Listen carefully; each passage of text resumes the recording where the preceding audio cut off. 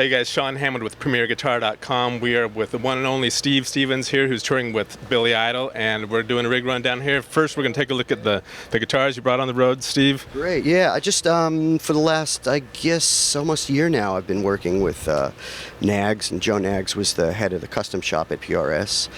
And his partner, Peter Wolf, has been, I've worked with him back in the Hamer days, and so we have a signature guitar out, and some of the proceeds go to Music Cares, which is an organization that helps musicians in recovery, and so it seemed like the right time to do a new signature guitar. It's been 30 years. Really cool. Now, I remember back in the days with the Hamer ads, the various different models, and right. I'm curious. With the Nags models, how much of the specs and any of the other guitars you use today, how much of the specs are similar to those old Hamers? Nothing similar about them to the old Hamers. They're closer to, I guess, since I got back with Billy Idol, I kind of went back to playing Les Paul style guitars, all through the 90s and the Vince Neil days. I used, hot rodded Strat type guitars, Strat scales, and Floyd Rose equipped guitars, and I still have one guitar like that, which is my Suhr. I'll show you. But primarily, I'm a Les Paul guy. So like the neck profiles and the fretboards on those old Hamers were flatter fretboards and thinner neck. Yeah, they were, and really, what it in essence, this Les Paul kind of taught me a lot of things that I really liked about having a one-piece wraparound bridge. It's got a big chunky neck on it. So I kind of I took my cue from this guitar, and we developed some ideas about this. I like I'm not really into chambered guitars, especially at the volume I play at. Chambering is something that it's okay in the studio, but once you're up here and this guitar starts ringing, there's nothing you could do with it, Is it the feedback and sort of a more diffuse attack and stuff? Yeah, the feedback's definitely an issue, and it's not even like a 335 where you can take a cork gun to it or something, so you're stuck with it. So, this guitar is, minimally chambered. It's not, they don't even call it chambered. So I took the neck specs from this, and the first, we'll start here. This is actually the Nags that's publicly available, and it has their bridge on it, which is like a tune-o-matic here and a one-piece. So it's got a one-piece plate on it. And the initial guitar they sent me wasn't as thick as this, so I said, ultimately I want the guitar about, 8.6 pounds, mahogany, body, and so this solid mahogany, no maple cap or anything. It does have a maple cap on it, I believe, right? Yeah, it does have a maple cap on it. Mahogany neck, though. Rosewood fingerboard. So this was the first one, and I really liked this guitar, but then I started to notice things about it that I was still looking for as far as string tension and things. So that brought us to this guitar. What's happening with this is you've got a one-piece wraparound bridge, which, I think a lot of the tone of the guitar and the directness, and especially for Billy Idol stuff, 75% of the time I'm playing rhythm guitar. There's not as much soloing as, say, my Vince Neil gig or something. So I just love these wraparound bridges, and I think if the guitar is intonated properly, and I've never had tuning problems. People sometimes complain about them, and it just sounds different, and it's just it's as simple can be. Bare knuckle pickups. Bare knuckle in this one? Yeah. Now, yeah. I think Dave, your tech earlier, mentioned that in one of these you have a Motor City pickup? Yeah, there's some Motor City floating around. I'm either using bare knuckles or Motor City, some Motor City in the Les Paul. What is it you're digging about those pickups? They just sound good. I don't know. There's some mojo going on with them, but same. I think it's the same thing. Each guitar I found, works better with a specific pickup, and sometimes you have to hunt and peck for the right pickup for that guitar. And bare knuckles have, been such a good company with me, and I just I love their pickups to begin with. So, are the bare knuckles that you chose more of a vintage PAF sound or a little bit hotter? Yeah, because I do have a model with bare knuckles called the Rebel Yell, and initially that was the first pickup that I put in the guitar. but I felt I wanted the guitar a little bit cleaner and a little bit. It seemed to have more mid-range already inherent in the guitar than some of my Les Pauls. And when I developed the Rebel Yell with them, those were tried and tested on Les Paul. So I said, let's go back to a more PAF, slightly hotter, but definitely a vintage style pickup. Yeah. Now you've got a tuner built into the pickup ring here. What make is that? Yeah, this is a Shadow. Little tuner thing. It's not very expensive. It's something I stumbled upon online, and I know a lot of people are doing mechanical tuners and all this kind of stuff. But I think you can pick these up on Amazon for like $35 or something, and it does the job. It's all you do is just roll off it's tied to the neck pickup. Just roll off the volume, hit your switch, and you do silent tuning, and it's once again really simple, but it works. Cool. So you've got the new Nags ones. Right, yeah. You've got a couple other Nags here, but I think Dave said that the main one you've been playing for years. I remember seeing you in ads with this. I think the Gold Les Paul is that what you're playing the most? This one I've had for a while. It's just it had been my main recording guitar, and I contacted Peter Leinheiser at Gibson. I had seen this on the Gibson site, and I said, how do I get one? It's just due to this one-piece wraparound on it. Yeah, because the only other guitar they did with this prior to this was the Jeff Beck guitar, and those are up at like $10K now. So I thought, well, this is exactly what I'm looking for, really straight ahead. How long have you had that one roughly? That guitar is, I think, about 3.5 years old. Okay. And it's just by osmosis, it's become my main recording. This is the guitar I pick up first thing in the morning at home. And you also have Motor Cities in that? In this one, I think there's Motor Cities in this. Dave, my trusty tech,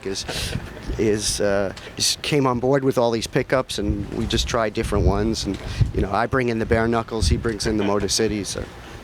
All right, so next to that, you've got some Godins, right? Right, yeah. So this is a nylon string Godin, which is, I only play during my solo. I do a pseudo flamenco solo, but I use its track Synth on it, and I've used these for well over 12 years now. And I like this one. They were kind enough to do the neck with a lacquer. Yeah, a little bit, and it's also lacquered, which the standard ones aren't. I like the feel of it, like a classical neck. So I only play that during my solo. And this is their LGXT. This is actually a backup to this guy. And this LGXT I use for Flesh for Fantasy. And if anyone's familiar with Godins, this one is a little different. It's got a Floyd on it with piezos, which came in pretty handy for us. But then you have the piezo side here, which gives me that super clean that goes just direct DI out to the house. Now, are these standard switches on the LG, the little mini toggles and stuff? Yeah, this is all standard except for my goofy little pink thing. Reminds me that's the synth volume. So synth volume, guitar volume, and guitar tone. And this one does have coil tapping on it. So I'm able to drive synths in Flesh for Fantasy. I'm triggering some horns, horn stabs, as well as full-on humbucker, and I think obviously these are Seymour Duncans. And this guitar, remember which Duncans those are? I think they're JBs in this guitar. I'm pretty sure that this guitar is as it came from the shop. So there's another Nags, which during the course of the Idol set we do 2 old school Generation X songs, and I wanted kind of sloppier guitar, almost uncontrollable, and I thought that this semi-hollow Nags, which is I think the Chaina, the only thing I had is the factory version comes with a little bit more beveling, and I like my guitars thicker, just out of creature of habit or whatever. So they did me this one, and it's really easy to get notes to sustain, and it's a bit sloppy sounding, if I want it to be, Feeds back a little bit easier. Feeds back very easily, and tonally it's a big sounding guitar, and it's very cool. So we're doing 3 new songs that we've written. The plan is we go into studio in August, record a new record. So we're playing some new songs. That was the whole reason for coming out here, getting some audience reaction. Do you know when the new album will be out, roughly? Next year, 2014. Yeah. So for that song, I kind of described that I really wanted super clean, very Strat-like tones, and so 3 single coil pickups. Not even sure what pickups they are. I just trust Joe, and this is really a beautiful guitar that I use for one of the new songs, and this is their Severn. And they just build beautiful guitars, and I've become a fan of the company and great people, and there's never been one time I've asked for something and they've said no. Some goofy ideas, they'll say, really? You're sure about that? Well, okay. Any of the old school Idol stuff like Rebel Yell or Blue Highway or any of the super whammy bar stuff, this guitar gets used. And it's a Suhr Modern, and it's a 24 fret guitar, stainless steel frets, and I believe, in the case of like John Suhr, who I've known for 30 years, I kind of leave it up to him and build the guitar the way you think it should be. And it's, I think he put Aldridge pickups in it, which sound great, and it's a really, really good, solid, of the kind of hot-rodded shred guitars, I think this is about as good as he gets. So kind of a little bit more flat, wide neck for me. Definitely not like a Les Paul, and has those hip shot tuners on it. Let's see what else. And there's a Les Paul we were using for one of the songs in the set that had an E-flat tuning, and this one has LEDs in the neck that Sims had done for me, a company out of England. These are bare knuckles. I'm not sure which model, but I wanted this to be a sort of metal guitar, and so they're a little hotter. Definitely hotter. They wound them, I believe they're like 18 point something, and I said I want them to sound like EMGs but not be EMGs. So this guitar is definitely the most metal of my Les Pauls, and it weighs a ton too. So yeah. So they're passive though. Yeah, they are passive pickups, but they sound like actives. I mean, there's nothing subtle about this guitar. Neither the finish or this was called their Stealth, the Les Paul Stealth, because it's black with purple binding, but also another really really good guitar, really solid. So. This was done by Robert Cantor, and this started as a meager Les Paul Silverburst that on the last Billy Idol tour, I through Facebook I saw the guitarist for Lady Gaga had one of these done up. So I said to him, "Is it going to affect the weight?" And he said, "No, it won't. And it doesn't affect the tone or anything. Guitar still sounds great, and it's just It's ridiculous, but... And you got a little homage to your father on there? Yes, my dad had passed away soon before I got the guitar, so I dedicated it to him. All right, Steve, so we're looking at your racks here. You've got a few rack units. You've got 2 drawers of pedals. You want to lead us through the chain? Sure, yeah. AKG Wireless. This is a digital wireless that I've been really happy with. I was, myself and Billy Morrison, the second guitarist in the band, both jumped on board these, and been really happy with them. They do software updates to kind of get them better, and there's no wire. Any wireless company that says sounds just like a cable is pulling your leg, but it sounds pretty close. It sounds, there's a little menu page that you can go through with a graphic EQ on it, and if you really want to get finicky and match your cable down to the the tone curve of it, I haven't done that, but it's a really solid unit. So that's the first thing. Guitar goes into wireless, and I only use one wireless pack. I just keep the belt on me and just use it as as it would be a cable. So it's really basic. Below that are the power amps. This is actually deceiving because this is the first stage of the signal chain. This is the last stage, but they're in the same rack. So this is the power amp which runs my 2 outside cabinets, which are back there. And we're using a wet, dry, wet system, which I've used since the Vince Neil days. So. And when you say wet, is that mainly just like delays? Yeah, reverbs, delays, anything that I think should be not carried by my center cabinet. So it's a 3 cabinet system. I only have 1 cabinet on stage to keep the volume down. And then the two cabinets are off stage. What kind of amps are these? These are Matrix, which I switched to about 2 years ago, and I was using H&H's when they weigh a ton, and They had to be recapped every so often. And These are tube, right? It looks like there's... No, these are solid state. Yeah, it's bright out here. So yeah, it looks like tubes. No, those are just capacitors, but they sound great.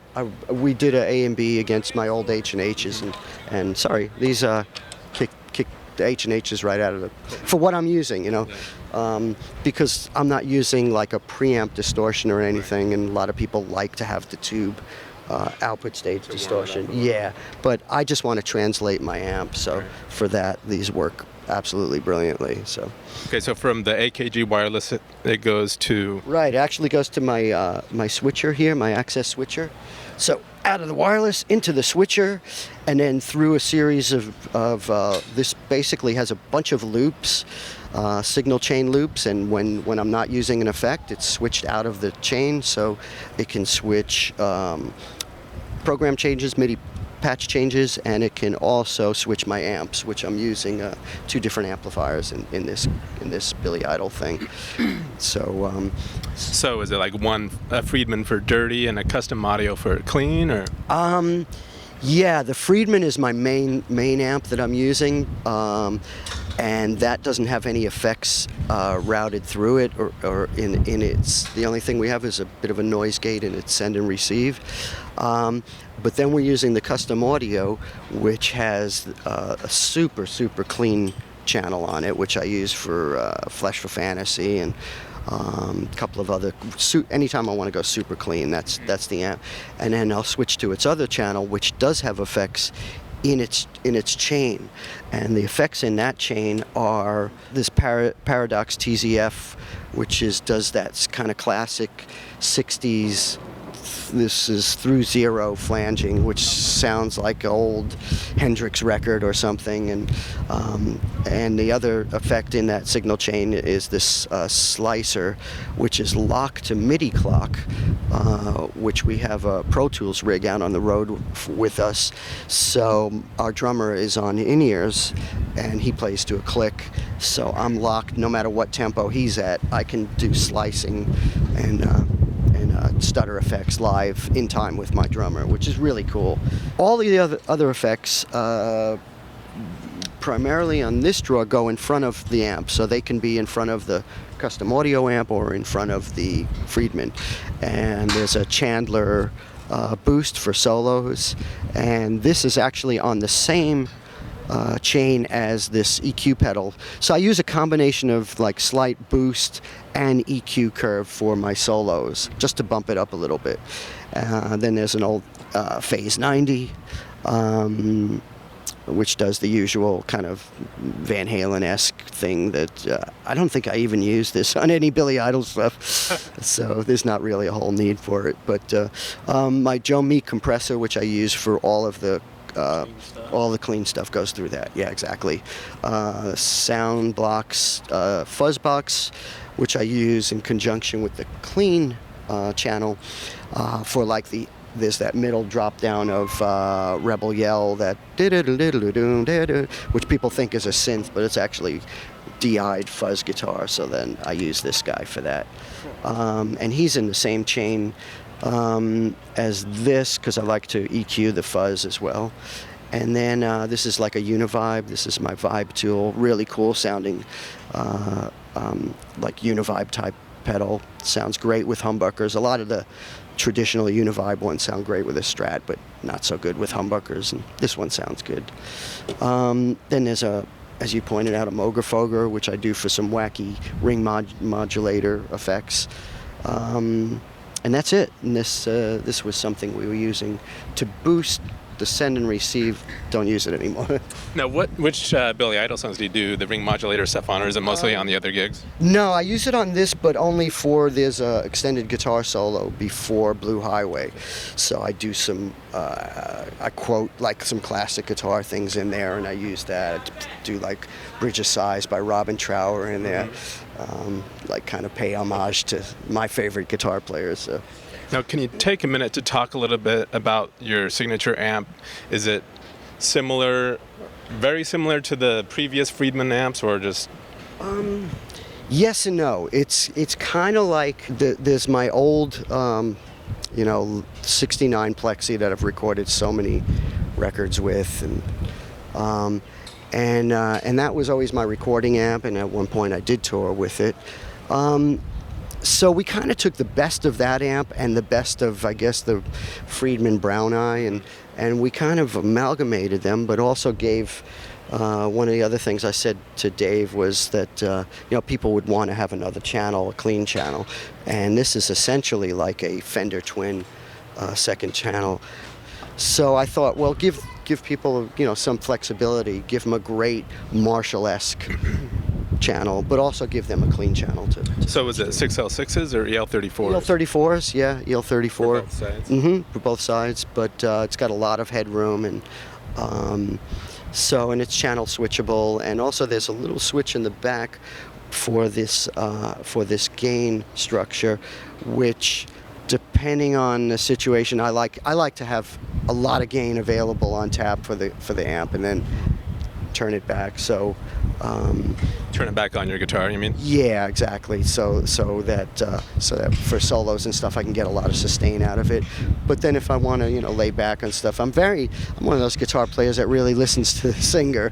So it's my curse, but I really listen to them, and I like to have dynamics in the songs, and typically on Rebel Yell, I'm not flat out on the verses. I turn the guitar up, flat out for the choruses, and for my solos I'll switch in a boost, but for the verses I'm usually turned back to about 8 or so on the guitar.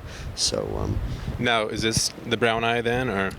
No, this is the first incarnation of this amp, minus the clean channel. Yeah, because I've toured with one form or another of this Friedman for about 4 years now, and it was never my intention to even put the amp out publicly, available. And Dave said, this amp is different than his other amps that he offers. Would you be up for having a signature amp? So I love Dave, and I love Friedman, and everything you see here is built by Friedman. So I thought, yeah, cool. If you think you can sell them, and people like the way they sound, and so far the response has been great.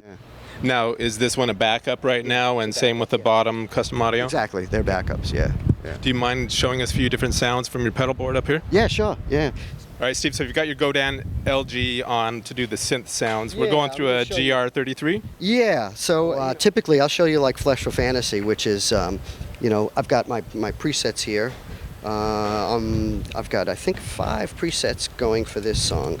Yeah, I think 5. So the intro has that, like a wacky delayed guitar.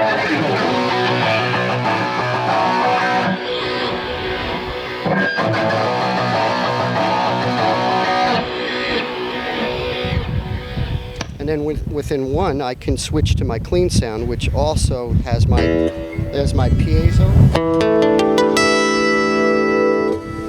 and my clean guitar.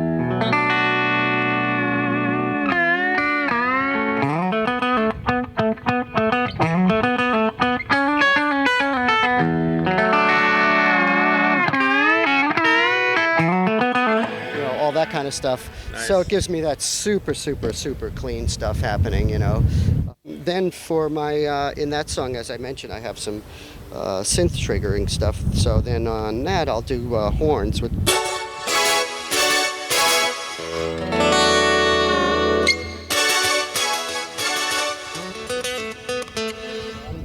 Doing a lot of stuff during that song. Now, back in the day, were you the one doing those too, like on the album? And yeah, because I had my goofy GR700 with that bar across. That's right. So yeah, I've been doing that stuff for quite a number of years.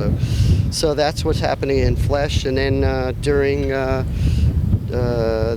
a chorus, I think I switched to just a plain, I'll shut off the piezo and just.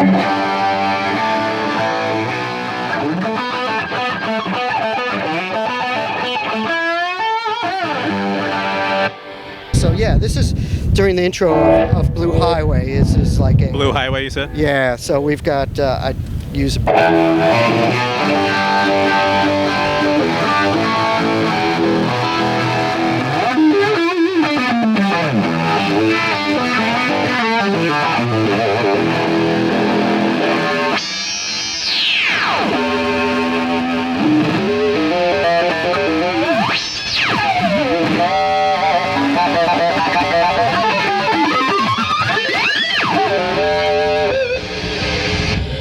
Nice. So that's a Moger Foger. Yeah, that's what I use a Moger Foger for.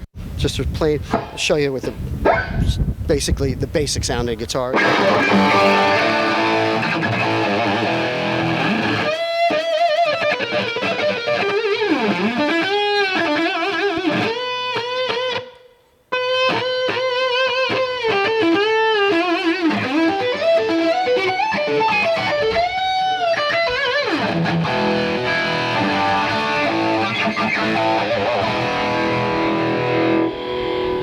Nice. Yeah. Now, which guitar do you use for Rebel Yell and the ray gun stuff? That would be my Suhr. I'll show you that. For Rebel Yell, you know, this, as I said, like, you know, I'm able to get clean enough sound just by lowering the guitar pickups. So this is going through the custom audio amp? No, this is still just all Friedman stuff. The custom audio would have been just the Flesh of Fantasy clean, but for all the other stuff, you know, Rebel Yell is just you know, the Friedman and yeah.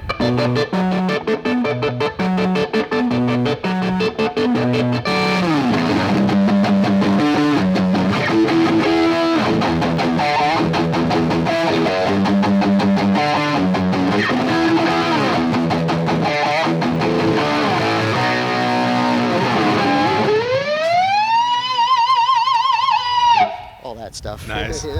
Okay, so Dave's got the ray gun over here. Now, dispel the myth for me. Now, because I remember back when the album came out and reading guitar magazines, if I remember correctly, you didn't talk about having an actual ray gun back then. Did you actually use a ray gun in the studio, or was it a Lexicon unit? Or I brought in a toy ray gun and never even thought about actually using the stupid thing through the pickups.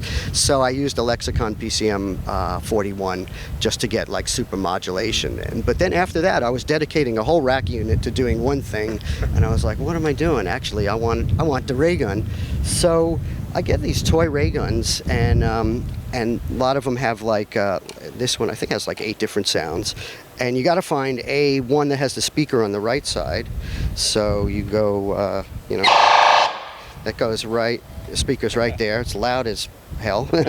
And then you...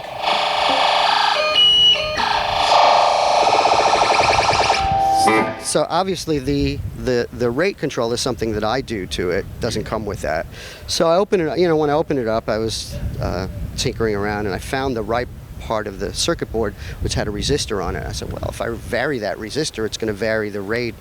I've got about 4 of these. They all sound different, and then when you add like delay to it or something, let's see. There we go.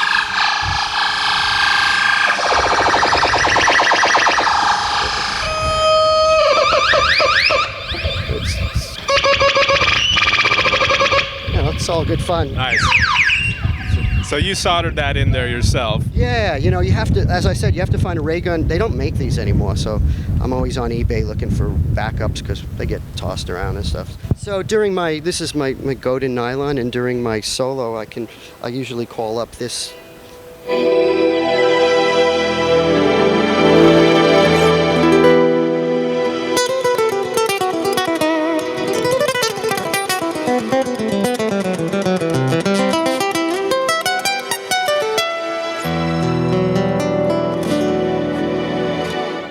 So I'm driving this, you know, obviously driving the synth. Synth volume is here. It's really, really basic. These are all controls for the piezo of the guitar.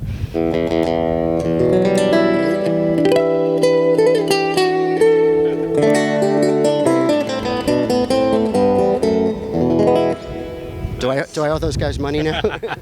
But so then I've got you know, my synth sounds over here, and I can step through my programs.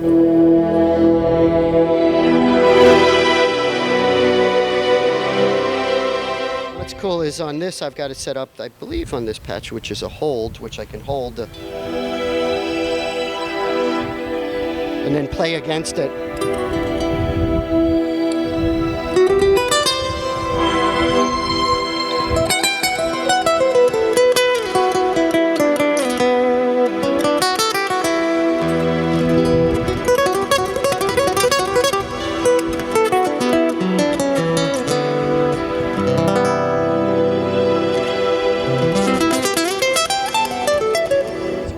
all, you know, I mean, I love, you know, Sounds all great, that man. kind of stuff, all the, you know, synth stuff, and you know, that's pretty basic with the GR33. Next tour, you know, we plan on being out for about 6 months, and I'll swap out the GR55, which even, you know, I've never had any problems with tracking, especially with the Nylon Godin, but the GR55 does track even better than this guy, so.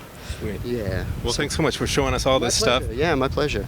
You guys have a lot of stuff coming up. You have the album you're working on. Where can people go to keep up with that and your solo stuff, Kings of Chaos There's stuff? BillyIdol.net, and that's for the Billy Idol stuff.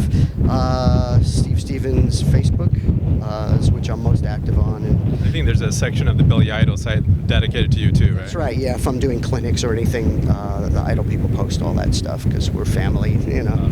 Yeah, great. All right, thanks, Steve. All right, my pleasure. I'm Sean Hammond with PremierGuitar.com. Thanks for watching.